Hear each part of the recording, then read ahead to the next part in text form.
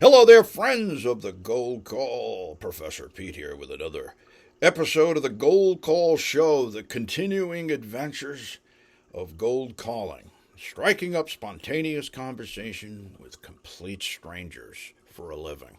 That's what we do, right? They're not expecting our call, but we call them anyway. Why? Because they deserve it. I'm kidding.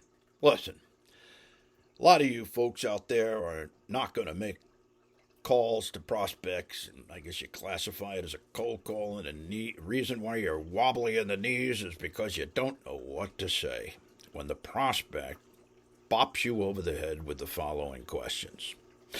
What can I do for you? How can I help you? How did you get my number? Where are you calling from? What's this call about?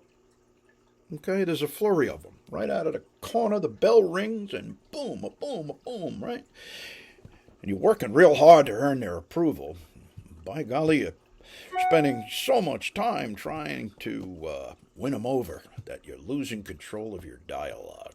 What's that do, right? Well, when you lose control of the bicycle and take your hands off the handlebars, what happens? Right? And the wheels then go like this, and pretty soon, you crash to the side of the road, and that's what's happening to your calls, because you're working with the wrong greeting. Yeah. They hear you coming, so they know that after you tell them who you are, who you work for, why your company is the best, why it leads the industry, and so on and so forth, they've got a pocket full of questions just waiting to tag you out at home plate, okay, and boot you out of the game. And those questions are the aforementioned ones, How'd you get my number? Oh, doesn't it make you feel uncomfortable? I mean, what's your answer for that, right? And here's where it goes wrong again. You start explaining yourself in ways that you're really putting pressure on trying to win somebody over, win their approval with more sales pitch. And then they have another pocket full of questions they ask you there when you get done with your elevator pitch. And the question, the number one I hear is, do you have anything you can send me, right? What's your answer to that? Well, you probably go to those books by sales experts. Maybe you went to a webinar, a seminar, or hey, you went to a boot camp, right? And they gave you 10 ways to overcome objections on a sales call. See, the thing is that these objections, they're really not objections. It's a resistance to your call because you sound like everybody else, and your greeting is not helping you get at a meeting. You need to change things up.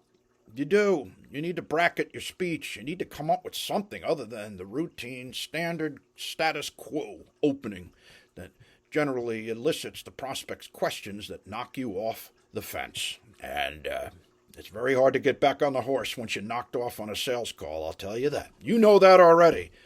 So let's talk about a way to reduce the tension and the stress. When you know what you're talking about, you know the shot, you have no fear of making the call. You don't. So hopefully, after you've listened to some of my Gold Call recordings posted up on the Gold Call Show on YouTube, right, you'll get a feeling for just how easy it is to get conversation started when you have the greeting, the right opening. Here's the lesson in all of this. The first person to ask a question in any conversation controls the conversation. Think about it. If somebody asks you a question, you're on the defense to come up with the right answer, right? Well, if you're strong enough and courageous enough to pursue the truth, then you'll have no problem at all asking simple questions about whether or not the person is a decision maker, and most importantly, as you know in the Gold Call script, whether you'll get any of their attention if you were able to solve a problem, all right? So stop making it so hard on yourself. Say less to sell more, and make certain that the first impression of you is formed instantly. They hear you coming. To succeed in this game, you need to keep the prospect from asking the first question. And the only way you're going to do that is with the Gold Call script, because it keeps you pedaling the bicycle with your hands on the handlebar, going straight forward to an end point of decision. And that's what you want. A yes or a no, right? Stop handling those requests to be sent information. Do you have a website? Okay, you get the picture. All right, listen. You're very good, you. You got a talent. Now get out there and put it to good use.